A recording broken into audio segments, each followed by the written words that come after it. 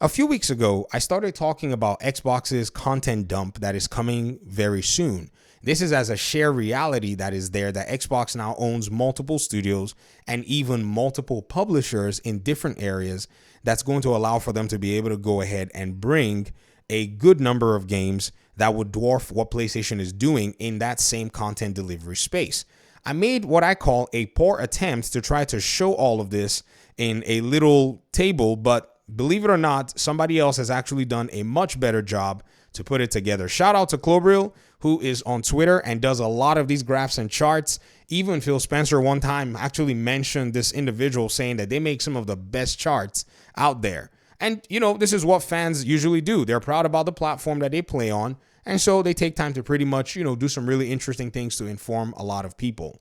However, this particular Xbox First Party Studios organization chart, to me, is exactly what I've been trying to do to show that there is a behemoth of content coming from Xbox as a whole.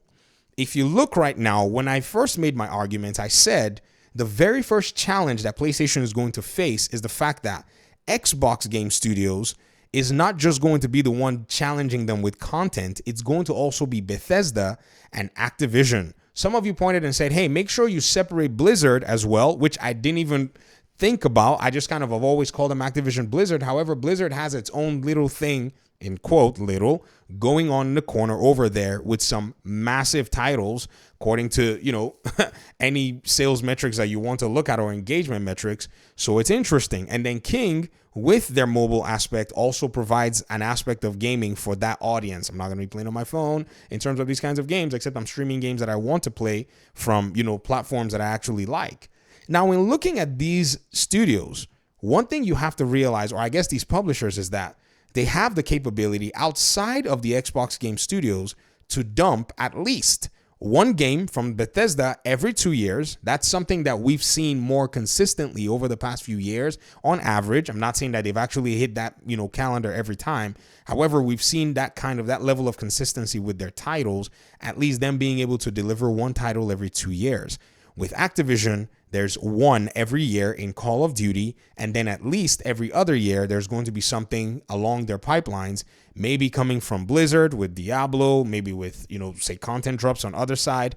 But at least, even if we just pointed out to Call of Duty and whatever Bethesda would do, every 2 years, possibly, and in some years, every single year, it's obvious that the content dump is really going to outshine PlayStation from just the metric of a ton of content coming from the Xbox platform. Now, this is not even including yet Xbox's Game Studios, which has been heavily criticized for not bringing games that some people would prefer to have played on PlayStation.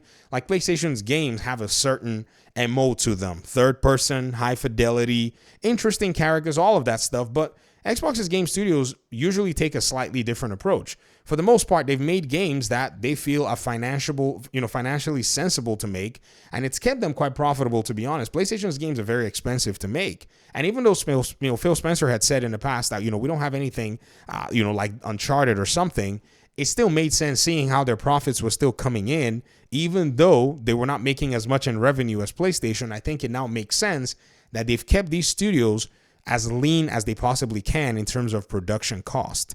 But there is Mojang, which also brings out the behemoth Minecraft.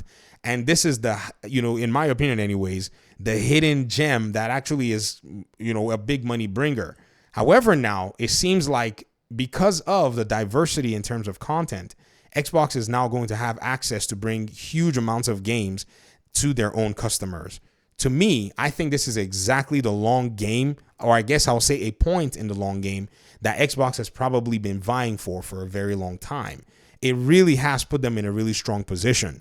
I think this also answers the question why Xbox has not necessarily been engaging in the money hatting that's going on. They just have so much content that they can put so much money towards, and PlayStation actually has to now continue money hatting even harder to try to do anything, and at the end of the day may not just work. You see, one thing that's going to really hit very hard is majority, if not all, these video games are going to find themselves on the Game Pass platform. This by itself is just so powerful more than anything that I think If I was PlayStation, I'd probably be shrieking in my boots, which they were at one point in time. If you guys remember the Insomniac leaks, they were talking about this kind of delivery, being able to deliver on, PC, deliver on console, and also deliver via cloud streaming is just something that has put their own pillars, and this is PlayStation talking about this, behind, and, making their own pillars outdated and behind what Microsoft and Xbox is doing. This is, in my opinion, where gaming shifts overall. Xbox focusing on delivering content, I think, is going to be something that most Xbox fans are going to eventually adopt. I mean, they already have adopted it, but I think their expectations was like all of this was going to dwell securely on just the Xbox platform. But that's not how business is done. I think one of the best ways to do business is make sure that everybody makes money. The reason PlayStation, I think, is where they are is because their approach was not necessarily one that benefited everybody. It only benefited them, but after a while, it's become long-toothed, and now they're becoming more and more exposed, seemingly because not everyone wants to do business like that. Look at Square Enix. I think that really is the biggest story of the year. And everyone wants to kind of look at that story as some kind of an outlier, but the Square Enix situation with them actually abandoning, exclusivity with PlayStation is, in my opinion, one of the biggest shifts in gaming right now. And this is simply because PlayStation's methodology for doing business has just pretty much put them in a really strange place. And I see some PlayStation fans defending this, and I just got to say, it's the strangest thing ever that you'll defend an anti-consumer practice.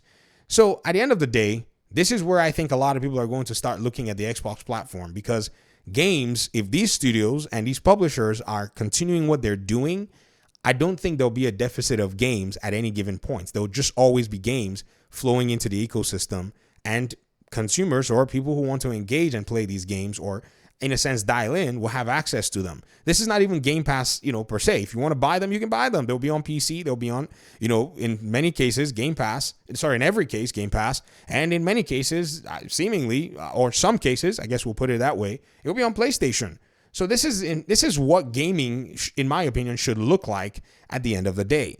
But let me hear your thoughts in the comment section. Thanks so much for watching the video. I really appreciate you guys' time and audience. Shout out to Clobro for putting this document. I'm going to save this. I'm probably going to make it my desktop wallpaper so that way, if I ever need it. Actually, no, I prefer I'd make the documentation from Matt Piscatella on the games that are played the most, where Call of Duty continues to rank #1 on PlayStation and everywhere else. Well, except PC. And I think that probably will be a contender for, my wallpaper. All right, I'm going to get out of your hair. Thanks so much for watching, guys. Peace out.